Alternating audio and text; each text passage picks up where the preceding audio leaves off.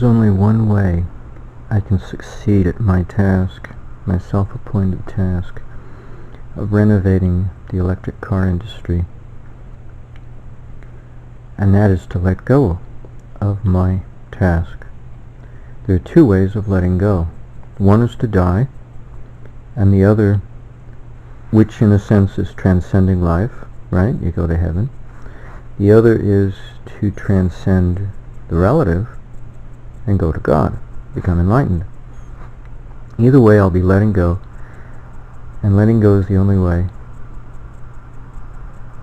it will manifest, materialize.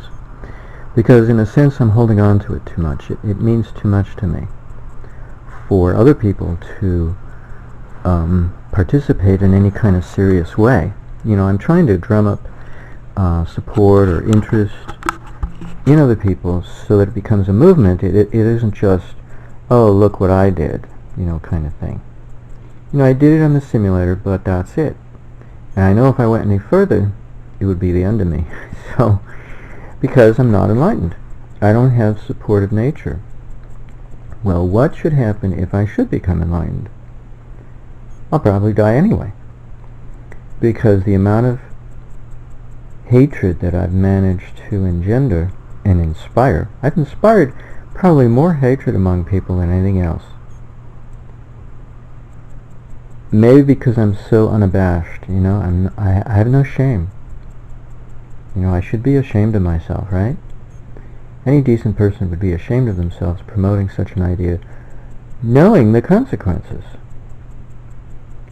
That it would change society to a drastic degree, and change is stressful. So I'd be creating stress for people. I should be ashamed of myself.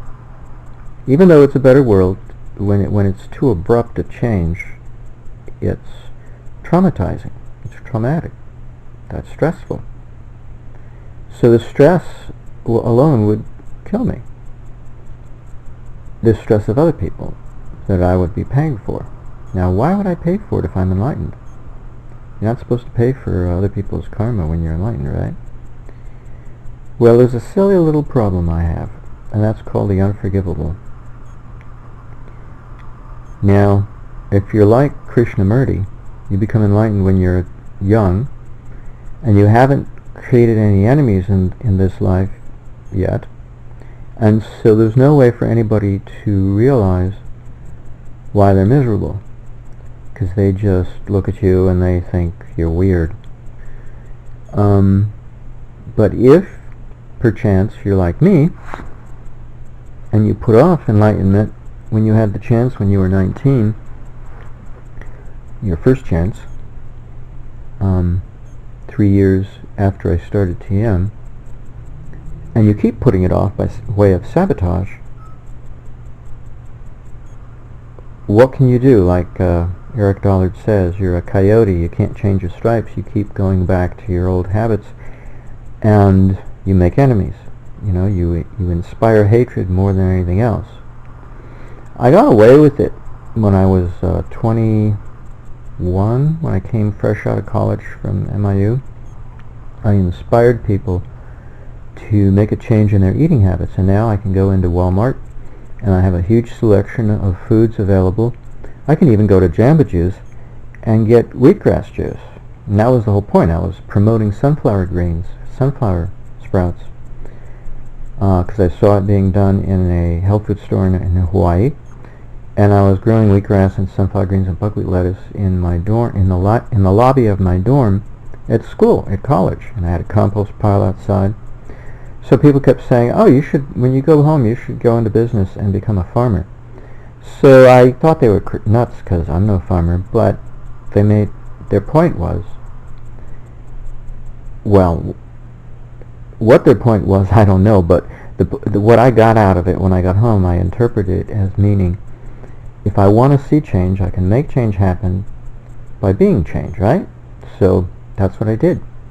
And it took over a year, about a year and a half, and I made $60. I spent $500. I spent all the money left remaining for one more semester of tuition at college, because I was paying out of my pocket, and the pocket was money from my father's death. So I almost spent it all on my private education. It's amazing how talking can clean your teeth. Bursts of air dislodges the food between the teeth. I have a lot of gaps between my teeth at my age. Missing teeth, too. So I managed to put all the good karma to good use. See, I came back from MIU with a lot of good karma. That was it.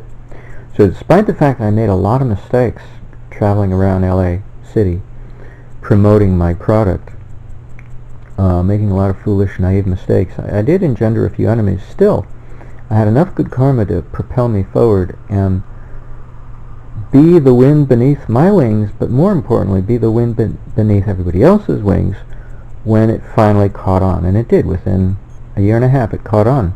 And I could back away, and the Kowalski brothers, who were in charge of growing alfalfa sprouts, they were located up in the Topanga Canyon hills, they swooped in and took my place, and the whole thing took over. And then it just mushroomed, because I had read about it in the Roddale Press Organic Gardening and Farming magazine back in the late 70s. I was a subscriber that specialty farmers were growing their specialty vegetables, baby carrots for instance, so there was a supply without a demand, and they didn't know what to do. So I figured out I'd connect the dots by informing the public that we have more eating options available than just the usual. You know, if I wanted to get vegan protein, you know, something other than peanut butter, and that's all there was peanut butter, and canned gluten.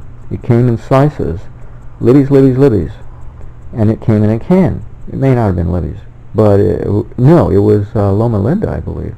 Yeah, well, whatever it was a health brand or something, but it was in a can, a tin can, gluten, wheat gluten, already prepared, packed in water, in a can, and that was it.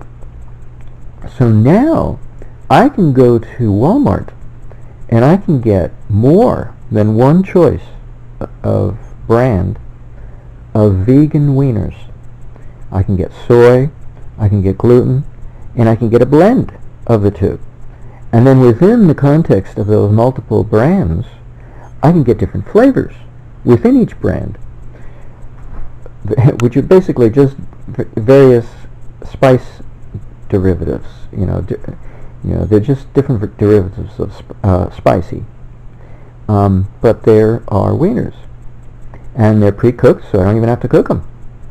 Just eat them out of the packet, and then I can get all kinds of other things. So it's and organic stuff and juices, all kinds of juices.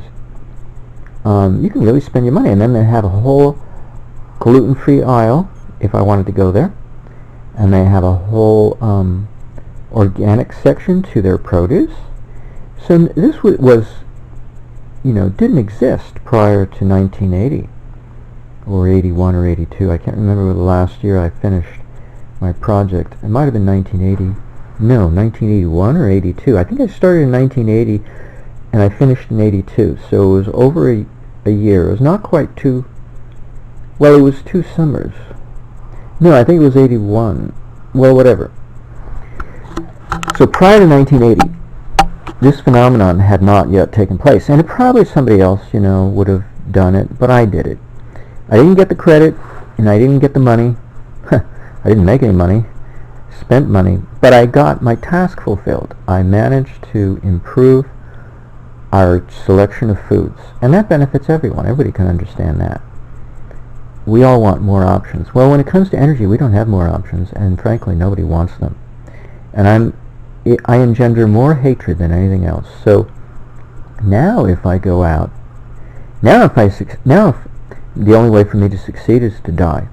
And or if I don't die, the only other option is to transcend mortality and not need to be reborn, and then I'll die. Because I've engendered hatred. You know, when you have the unforgivable sin, like Krishnamurti, if you don't make enemies in that lifetime, once you become enlightened, all that happens is you're miserable for the rest of your life. I don't want to say a name of somebody who's still alive, who's a perfect example of that, who may have the unforgivable sin. You know, you can't judge somebody else's sin. But but he's definitely enlightened, and he's a prominent person in his field. I want to say what field, but I don't want to give anything away. And he's miserable when he's not working, distracting himself with constant activity. He falls back on his miserable state in life. And you can't be enlightened and miserable at the same time unless you have the unforgivable sin. But nobody's killed him, although I wonder, came down with a disease recently that would have killed him, but he had some treatment and it's kept him alive. So I guess he has a mixed blessing of people who both love him and hate him. But when you have the unforgivable sin, you're miserable anyway, regardless of whether or not you have admirers or the opposite type of fan club. I don't have enough admirers who support me. I have a few, and that's nice, but it's rare. They come along on rare occasion, and they're poor like me, although I do have some good karma that keeps me alive. But I have no... I usually run out of money from my bank very fast. If that's any sign of how many admirers you have or how many people you've stolen from, depending on how you get your money, is how much money in the bank, then I certainly have my dearth of admirers who are wealthy, or people I've stolen from who are wealthy, either one or the other, because I don't have any money in the bank to show for my profitable gain. I like to think what I do is valuable, but of course, one thing you learn is popularity in the marketplace, and that's what I did when I promoted sunflower greens. I was dealing with something that was on the brink of becoming popular, because the supply was already there. I didn't even provide the supply, so nobody could blame me for providing the supply. All I did was, Victoris Kulvinskas didn't even invent it, and Wigmore invented it. But she kept it to herself in her Hippocrates Health Institute in Boston, Massachusetts. And then Victoris Kulvinskas came along, a sickly guy, who had worked on the Apollo program, He was a computer programmer doing scenarios, orbit scenarios and whatnot. And he was very sick, and he came to her, and she made him well. And then he got busy. He got a new job. He figured, hey, I got a new life. My life has been given back to me, so I'll just quit my job, my prior job, and work here. And he did. He drove a truck transporting organic produce. He managed the farm that she had, I think, associated with Hippocrates Health Institute outside of Boston. They had a farm, and he worked in the institute. Well, when I went there in 77, was it? Yeah, when I got off the fast. No, it was 79. Yeah, it was, I can't remember what year it was. No, it was 76. No, it was 77. Right. Because I got out of high school in 75. That's when I started the fast prior to graduating high school. 2 years of fasting. When I got off the fast, I drank tons of wheatgrass juice, but I had to know how to grow it. Oh, but that meant I had to go there before I fasted. No, it was in the middle of the fast. That's right. I went around the country, that's right, just towards the end of the fast. So that would have been the spring of 77.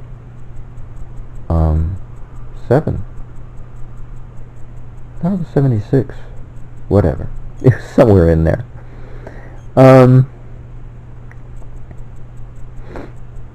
Where was I going? I came off a tangent. Anywho, so I was a young child, and I hadn't made any enemies yet, And here I am, I'm 62, and I'm tired. I work myself too much. And I'm literally working up against a wall in which nobody really wants to listen. And when I had the price down really low, rock bottom low, I made a few sales, but that's only probably out of curiosity among people who who were inquisitive and wanted to find out what the book was about that I'm selling on Amazon, and so they bought it, and now sales have stopped, and because I raised the price, because I realized that the book is worth something, but no one's buying, because they're not that curious, and they're certainly not that motivated.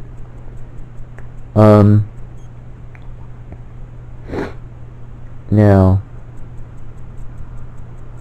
it depends what kind of support you have. Right now, it would take more than enlightenment to further this. It would take the support of other enlightened people, because it's not an easy task to go up against the wall of stubbornness, really. It's more than ignorance. It's a wall of stubbornness, of obstinate stubbornness, in which people don't want to change the way things are. So why should they? So I'm ruffling a lot of feathers and running a lot of risk. Thinking that anything could happen in front of my face. Now, Lord knows I may get a surprise. But in the meantime, the outlook at the moment is very dim, very glum. Not so good. Not too good. Because I'm not dumb, or I'm not that dim. It's not like I don't know that people are not merely ignoring me. There's different stages of ignorance. There's the stage in which you hope the annoying person will go away. And then there's the stage in which you become annoyed that he's not going away. So that's when things start to heat up and get nasty. And most of the time I don't have to confront that, because I don't. But once in a while I do.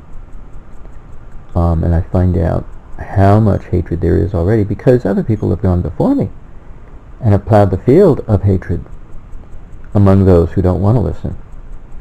And some of them are scammers, but some of them are not, and it doesn't matter. Either way, they are engendering a lot of hatred among people who are kept ignorant on the topics, so they don't know the difference between a scammer and the truth. They think it's all a scam.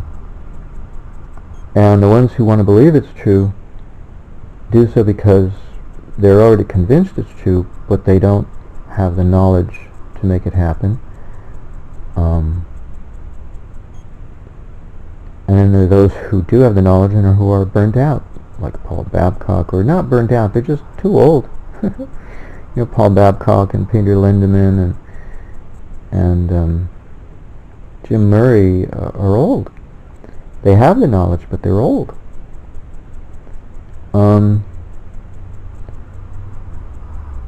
Aaron Murakami has his hands full running all of his businesses, so he's making money, but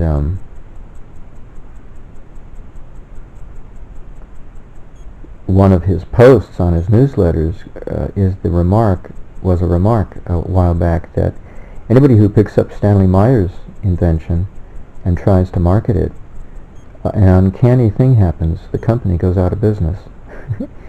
And I think Genepax is one of them. A Japanese company, they went out of business, but other people have tried and they've gone out of business. So it's, the stubbornness against innovative renewables that do not equate to a limitation of any sort. A wind farm is quite a limitation, because your limitation is the size of your wind farm. And a solar panel, same thing, the size of your roof. So you want more energy, and you have to pay for it with real estate. And you shouldn't have to. You shouldn't have to. The only thing you should have to pay for renewable is the innovativeness, the intelligence of the innovation behind the renewable. And solar farm and wind farm, or solar panels and wind farm, are not intelligent. They're renewable. They're smart. They're smart, but they're not intelligent, because they have their limitation. And a few TED Talk speakers have drawn attention to that fact and say, see, renewable is not the way, and one even said, well, let's go back to thermonuclear. That's not the alternative to the limitation of renewable. So I've engendered a lot of hatred among people by trying to incorporate this idea that, hey, do you remember 100 years ago we had transients blowing up the power station of the electric trains in New York because the Edison company supplying DC power to the electric railway system in New York City was blowing up under the city because they didn't understand transients, and they had to hire Charles Proteus Steinmetz to figure out the problem, and he solved it. Transients are their own source of energy. They are their own source of renewable energy. They self-renew themselves. You have to have sunshine to renew the solar renewable. You have to have wind, and when the wind dies and the clouds come, you don't have renewable anymore. So that's another limitation. See all the limitations we have built into our system? So that's why we get tax incentives and tax breaks for those renewables, because they have their limitations. But the true renewables are the ones that are self-renewing, the ones that have no limitations whatsoever other than our lack of intelligence and our stubbornness against doing them. So I don't have the karma to succeed. All I have the karma is to understand. And I'm looking at failure, basically, to go any further. I've got a brick wall in front of my face, so to speak, in which I can talk all I want to, I can write all the books I want to, but it's resulting in no positive result that I will get to live to see, because it's engenders hatred as the wrong kind of response, the wrong kind of inspiration. It shouldn't engender hatred. It should engender something nicer, So, it's just one of those things. What can you do? What can you do? I did the best I could. I think I'm finished with the theoretical book, and I know I'm finished with the circuit book, because the circuit book is all theory based on simulation, and the theory book is the abstraction from that experience. What did I get out of it? Why do I think it works? And I think I did a pretty good job. The theory book is very short. I managed to squeeze down the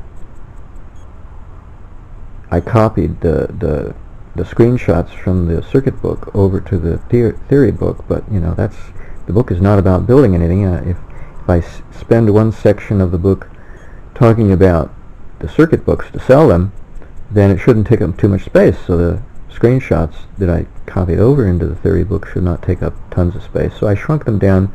I put the 5 pictures together as one composition, taking up taking up 1 page. Yeah, or slightly less than 1 page. Something like that. I think it's 1 page. So now instead of 5 pages, it takes up only 1 page. So I shrunk the book down, and then I added more text. But I think I'm done adding. So it's up to, I think, 17 pages. Well, that's the doc file that I write in the eBook number of pages of 30. How I don't understand eBooks. They're something new to me. But I had fun, downloading the software for eBooks and doing the conversions to EPUB to Mobi and from doc. It was fun, because I had to correct errors in the EPUB that I could not correct in the doc, the Word file that I was working in. I kept making the same errors, and I didn't understand why does it keep coming back when I got rid of it already. So I had to put it into EPUB in order to correct the error before I could finally publish it. posted on Amazon for sale. Republish it. Republish the redraft. So, you know, and what what really seals the deal for theory, you know, you want to look in the real world, especially from a layperson's point of view. You want an example in the real world that epitomizes the fabric of creation at the atomic level. And we have this solar idea, the solar model. You know, planets in orbit around the sun is our model of the atom, but it's the wrong model.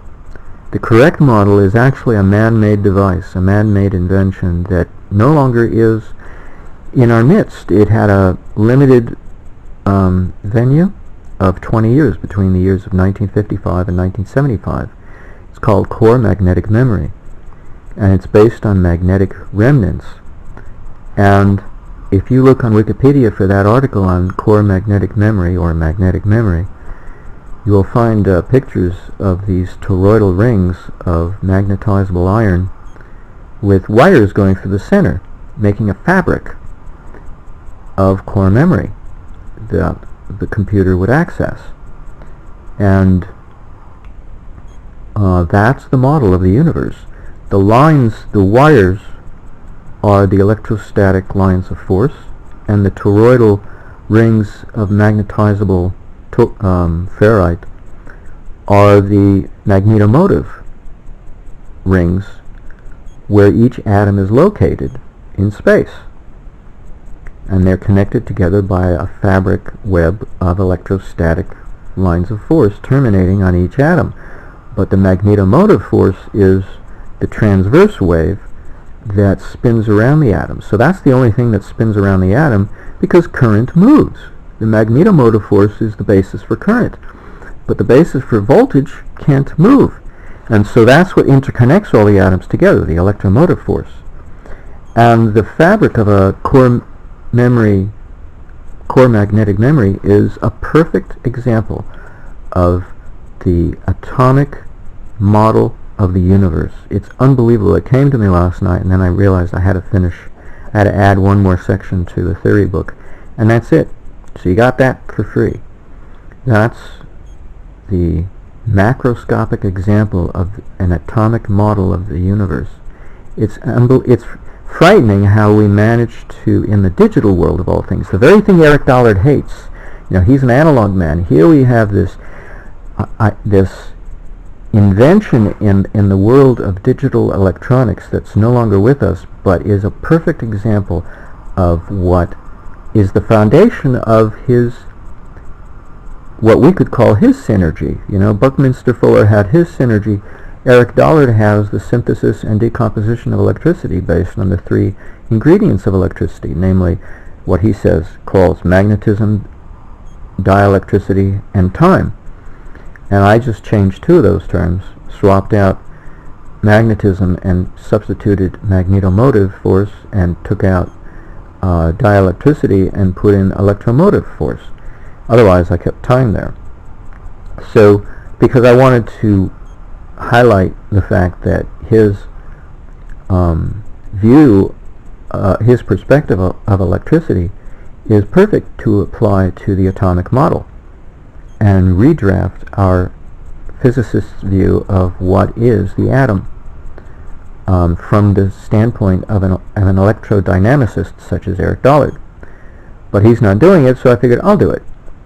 So I made this atomic model, and it works, and now I've got an example of what it looks like, a perfect conceptual model of this new atomic model, a perfect example of this conceptual model in the real world of this new atomic model. It's unbelievable. It just blows me away. So I'm totally satisfied that I finished writing the book. If I write anything more, it's like, you know, I don't need to.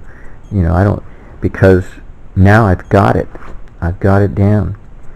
So I'm really pizzazzed, you know, I'm enthused, but where's it going to get me, you know? I don't know.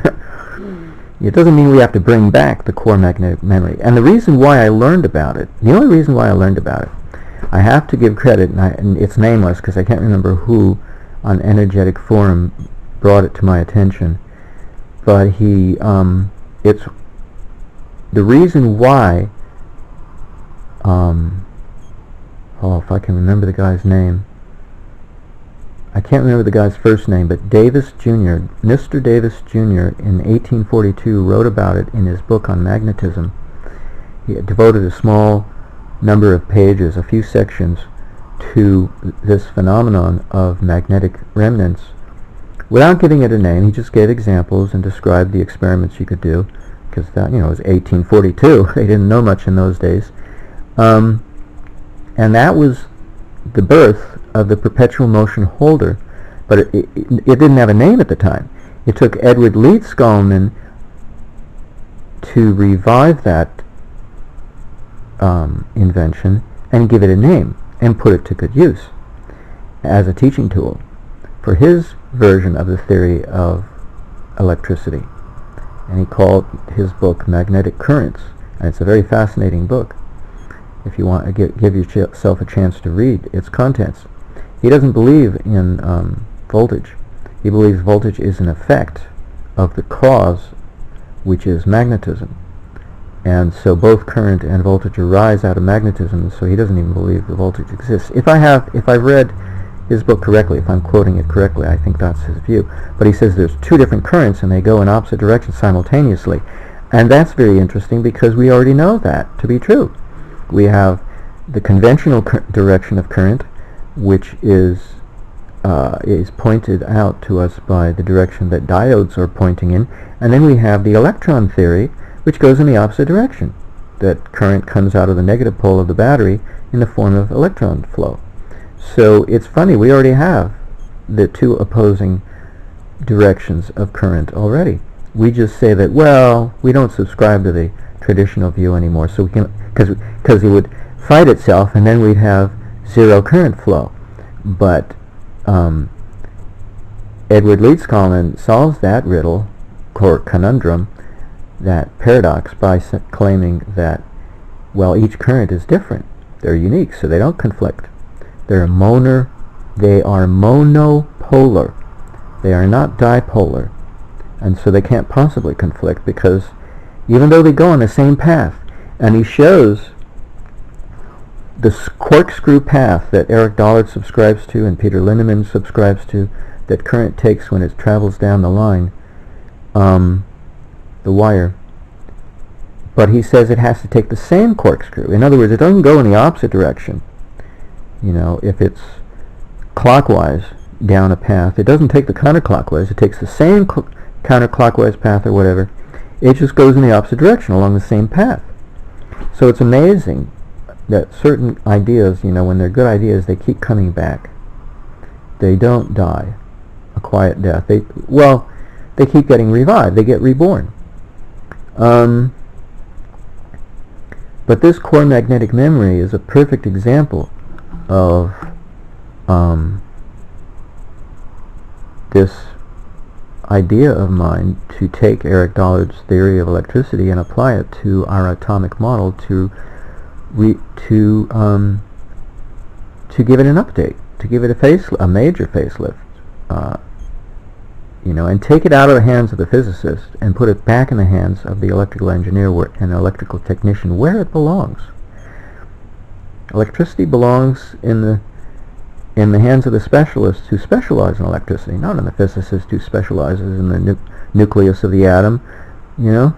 They should keep their business in their own affairs and not leave and not go out and monkey around in other people's business, because they're making a muck of electrical dynamics. It's amazing.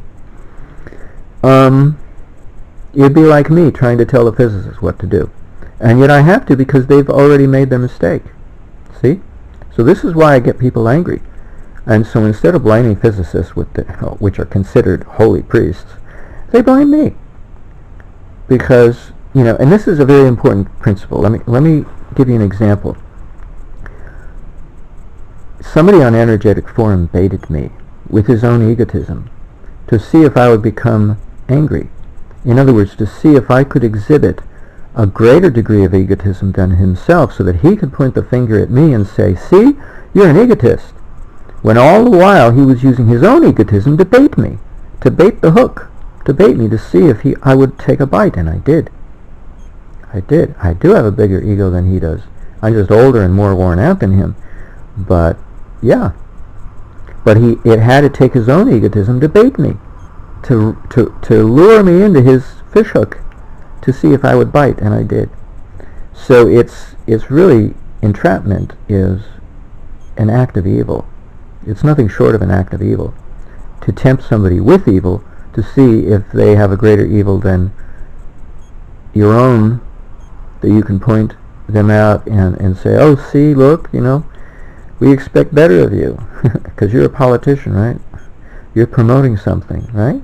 An activist is a politician of one, in which nobody else believes in you but yourself, and you go around promoting your view, just like politicians do. It makes you an activist, because nobody voted for you. You voted yourself into office. You've given yourself the task. So it is a political stance to take when you're an activist. It's just you have only yourself. You're lucky if you have anybody else. And I do, but it's not a lot. Mostly I have hatred, because they figure, oh, we've seen it before, it's nothing new, it's a con job. So it's not like they already know me, they just know the subject. They think they know the subject. Well, my mother was the same way. Oh, I know all about meditation, it's Hinduism, we're Jews, we don't believe in that. And so I had immediate resistance. But my stepfather, he couldn't care less. He signed the parental authorization form to release me from any binding liability should I transcend and enjoy it. So, as a minor, I got his permission. I just had to earn the money myself to start transcendental meditation. But be that as it may, I had immediate resistance from my own mother. But here I'm getting resistance not from the motherhood of nature, so to speak, but from her creatures, namely all the people who don't give a damn. They're incredulous to think that it's even possible, because they think either I'd be a multimillionaire, yeah, right, if I succeeded in promoting this, or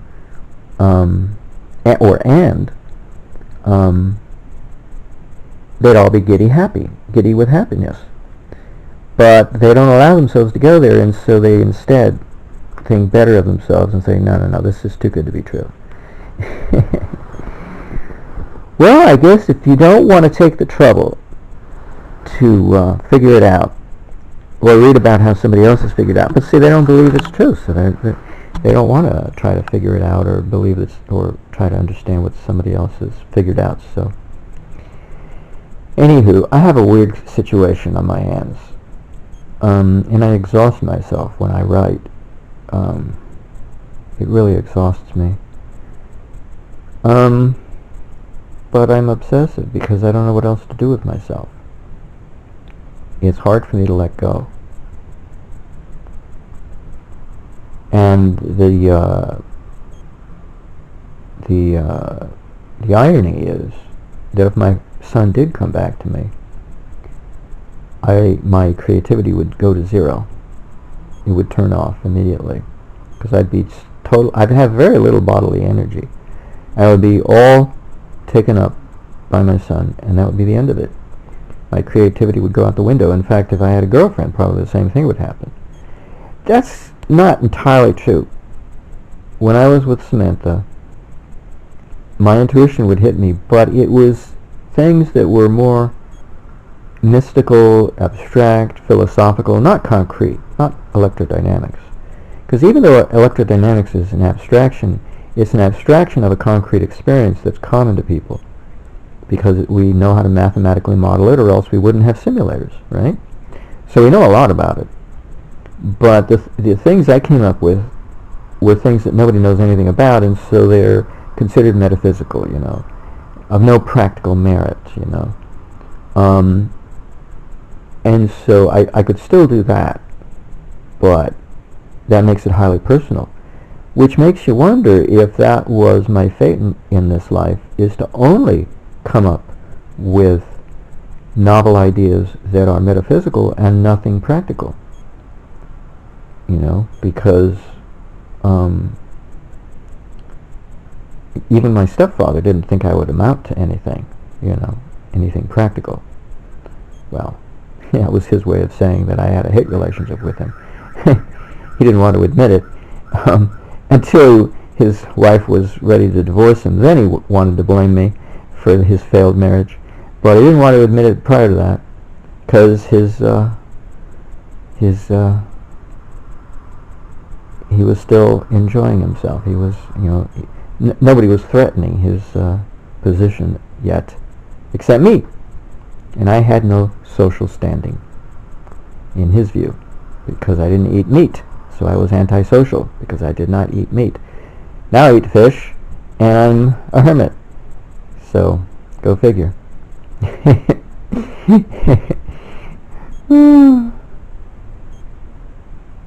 Bizarre. Oh boy. Well, I've redeemed myself to myself. I no longer have any guilt over eating fish. I still don't like the flavor if I eat it too often. I have to wait a while to engender any desire to want to eat it, and that is such that I can enjoy it, the flavor, and the aroma is still a little strong. So I'm it's a whole lifetime I've spent staying away from flesh. So how can you expect me to enjoy the stuff? But I enjoy the benefit. I just don't enjoy the experience of eating it too often. So I think I had 2 nights in a row, and that was about it, because I went, oh, this is disgusting. So I skipped last night. I didn't eat it. Gave me a break. But it does keep me grounded. But it doesn't change my karma. It only changes my physical karma. It doesn't change my social karma. My social karma is boiling with anger. My interpersonal karma, I've engendered a lot of hatred. In today's world, nobody really wants to rock the boat. They just want to fit in their little nook, in their little cubbyhole, fit in and into the fabric of society, and not make any waves. Don't be too innovative. Just innovative enough so that your company that you work for can make a profit and pay your paycheck, and you can buy a car and keep it fixed up. Well, I don't have a car in running order at the moment. In fact, I'm surviving on the bare minimum. But at least I have my health. I have food. I have water, and I have a means of keeping myself busy. But I'm accumulating hatred, and that's can only go so far. It can only go so far.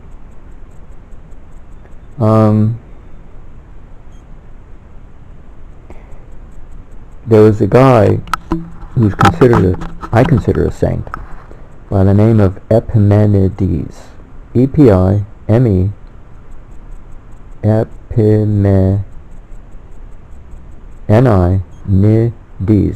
D-E-S Epimenides of ancient Greece, who lived to be 299 years of age, because he reached enlightenment while he was still a child. He was like, 9 or 10 or something. He was a very young boy. He was a sheep herder, and he fell asleep in a cave. He was out looking for his lost sheep. Instead of counting sheep, he was looking for lost sheep, and he fell asleep in a cave for 20 years. And this is the basis of the Rip Van Winkle story. The legend comes from this legend. And he woke up, came back. Nobody recognized him, because he was 20 years later. So they thought he was whatever, abducted, abandoned, died, who knows, because they never found the body, right? He fell asleep in a cave. And he claims that he realized the universal connection of all things during this period of extended somnambulism. Well, he had the uncanny gift of foretelling somebody's future.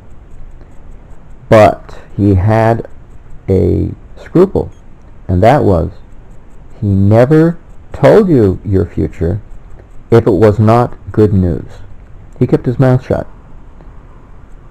Well, I don't seem to know how to keep my mouth shut.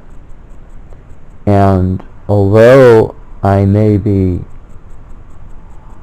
I hate to use the word divinely inspired, but that's what transcending means. You know, it's common among meditators, so it's not. But see, how many meditators are there on this planet? Most people are not meditators, so they think, oh my God, you're so full of yourself. No, it's just I'm more fortunate than you are because I took the trouble to understand the value of meditation, and TM is the easiest way to transcend. Not that it's the only way. They don't have a monopoly on it, although they do seem to have the popularity of it because most people are TMers. But they don't have a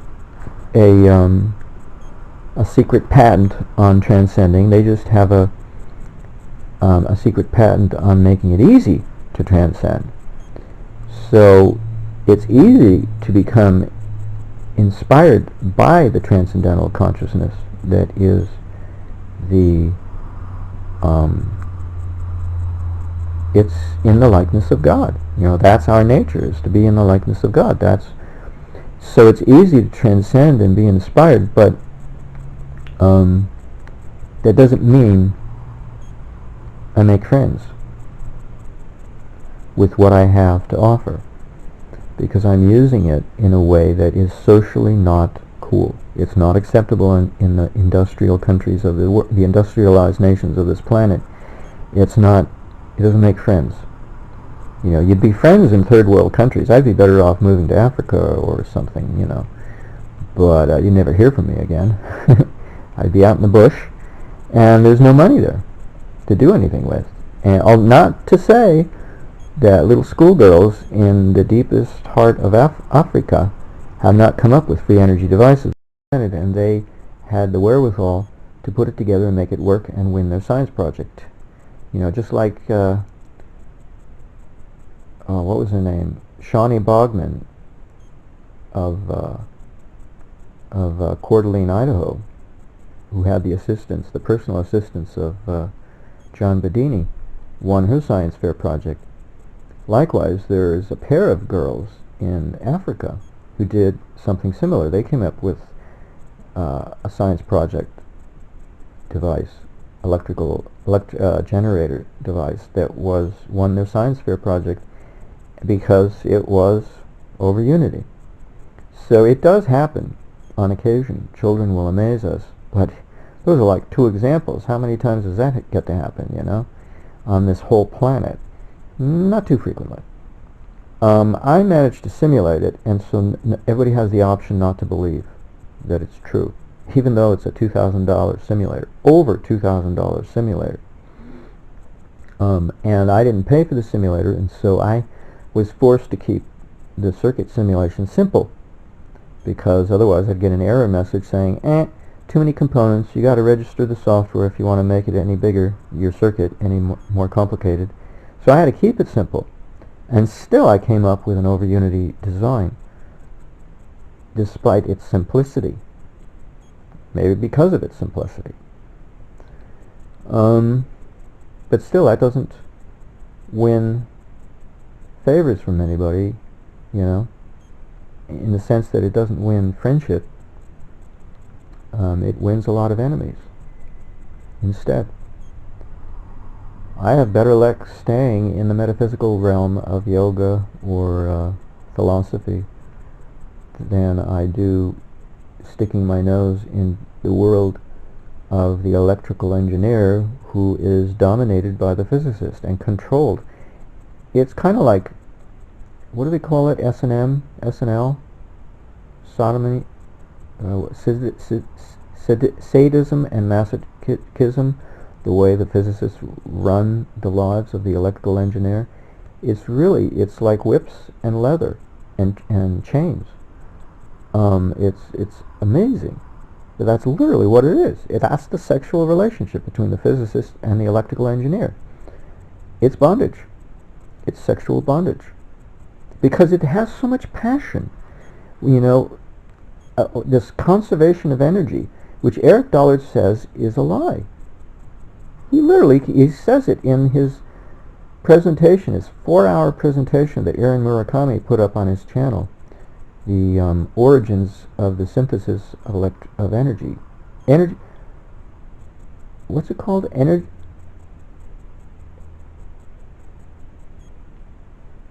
Eric Dollard - Origins of Energy Synthesis. I think that's the title on YouTube.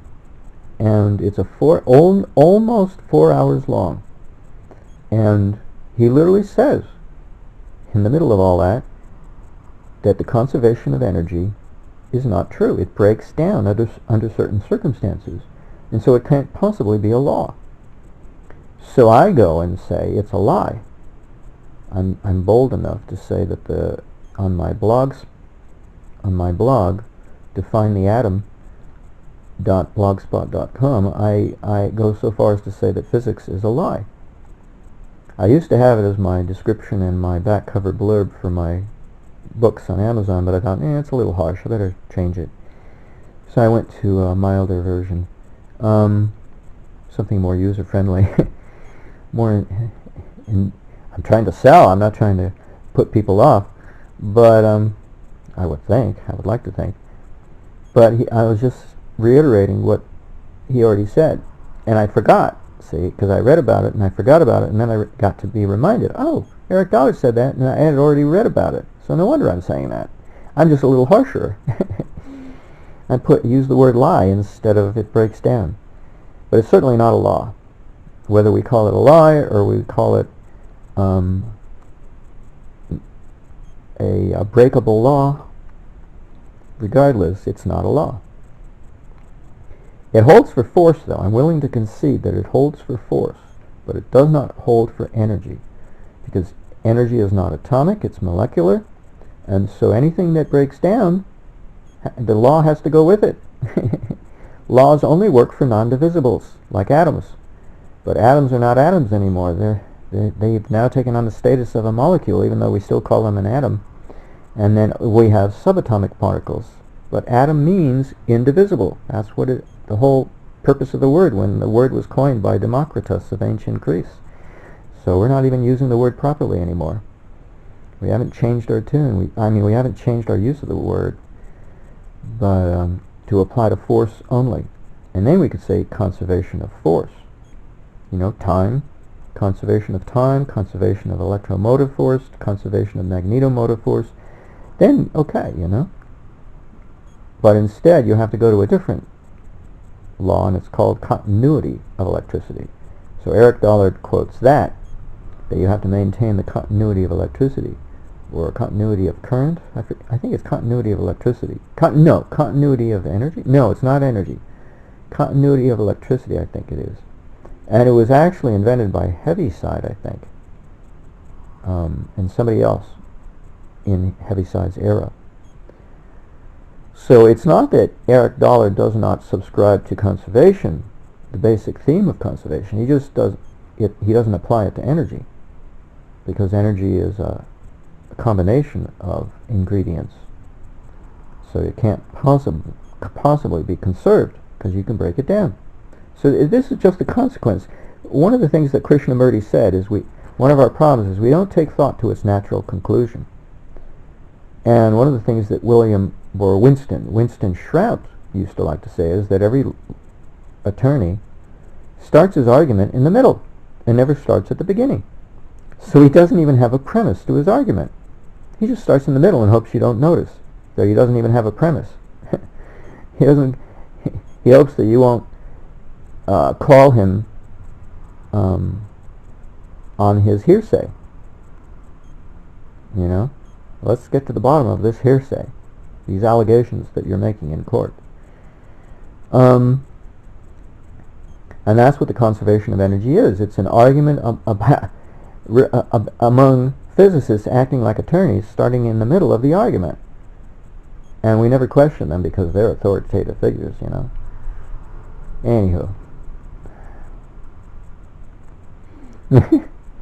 But, you know, all you have to do is take them at their word and see how they're self-contradictory. When you have subatomic particles, subatomic forces, or subatomic particles or waves, you can't possibly have conservation of energy. You can call that the equivalent to matter at the atomic level, because you break it down. So E doesn't equal mc squared anymore, because it's been broken down into something smaller. So it can't be conserved. There's no way.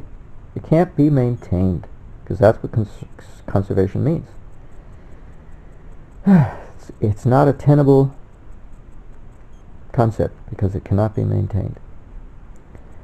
Oh well. So, these are my fears and my suspicions and my complaints and my peculiar way of looking at things.